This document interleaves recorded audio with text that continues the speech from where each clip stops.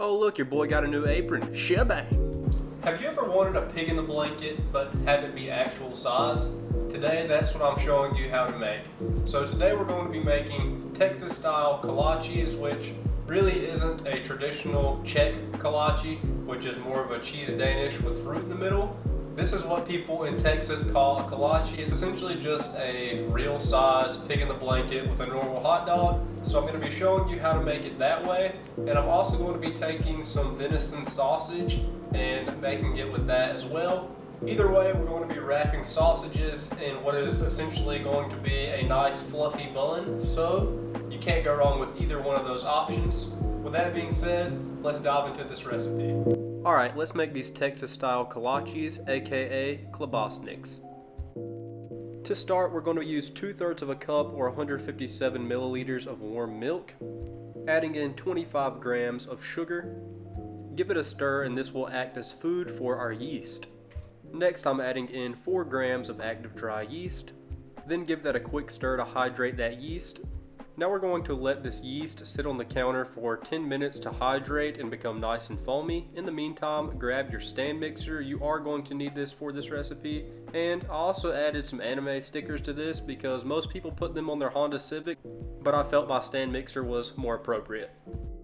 To your stand mixer, add 275 grams of all-purpose flour, 2.5 grams of salt, add your dough hook attachment. Oh, and I almost forgot, 25 grams of sugar. Now we're just going to use our dough hook and use the mix setting to combine these dry ingredients. At this point, your yeast mixture should be nice and frothy. If it's not, your yeast is dead and you need to throw it out. We're going to add this to our dry mix, along with 1 egg. And finally, 2 tablespoons of melted butter, and in my case I'm using shortening just because I'm trying to get rid of it, but it is a direct substitute for butter. Now you're ready to lock and load. I like to start by just slowly mixing this for about 1 minute.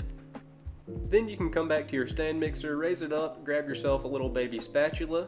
Look at a little man! And then you can just scrape it down on the edges to make sure none of that flour is stuck to the edges. And then you can go ahead and crank this up to medium high and let this knead for about 8 minutes total.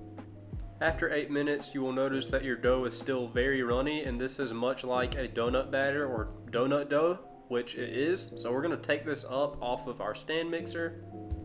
Then grab yourself a separate bowl that has been greased with butter or a neutral oil. Then simply transfer your dough over to that greased bowl.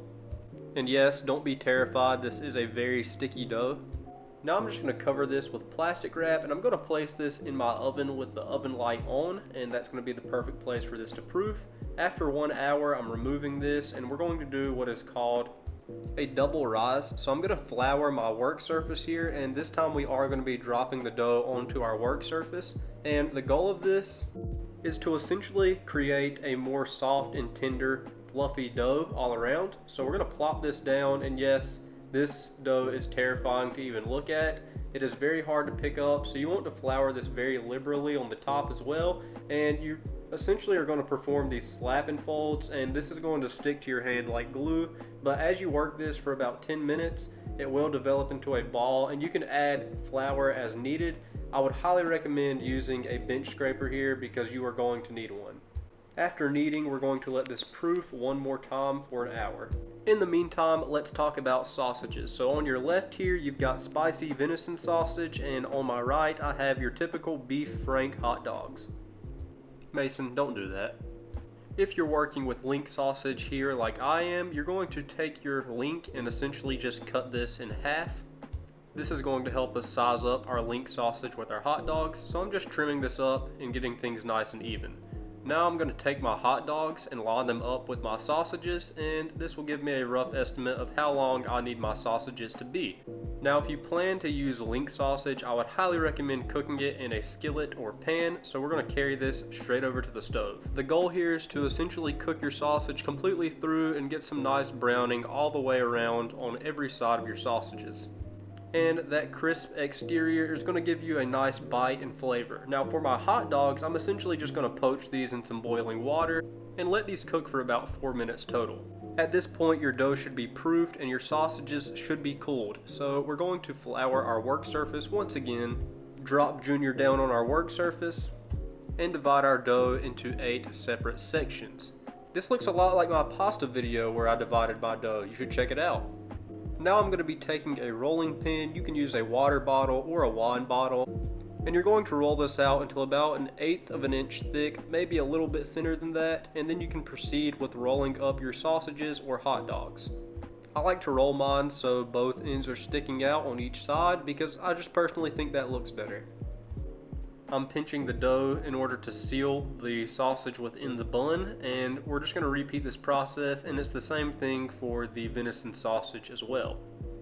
I would recommend making this so you essentially make one roll instead of multiple rolls because it will make the bun fluffier. But after you have these prepped, you're going to brush them with egg wash, which is just 1 egg mixed together with a splash of water, and this is going to give you a nice deep brown exterior.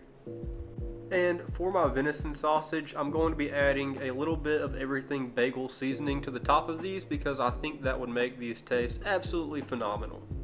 Now we're going to load these into a preheated oven at 350 degrees and let them cook for 15 to 20 minutes. And before you know it, you'll have some nice, savory, fluffy masterpieces.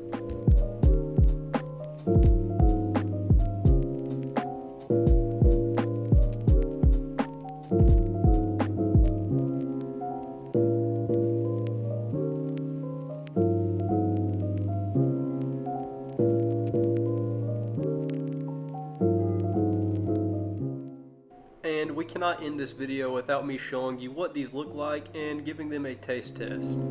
Oh yeah, those are good. Those are really good. Look at that. Everything bagel seasoning, nice juicy inside, fluffy bun. You killed it, bro, you killed it. Alright everybody, and that is it.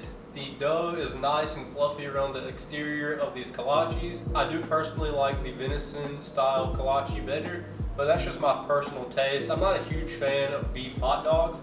I'm definitely more of a sausage person. So it has more flavor overall. There's a lot of spice that's mixed into that sausage as well. And the everything bagel seasoning on top kind of ties everything together. It gives it a little bit of garlicky taste, sesame taste, and it kind of just ties everything together. It's got better all around flavor. The other version is definitely more snackable in the sense that you could probably eat more of them, I guess. It's not as much going on, but in my opinion, the venison one was better.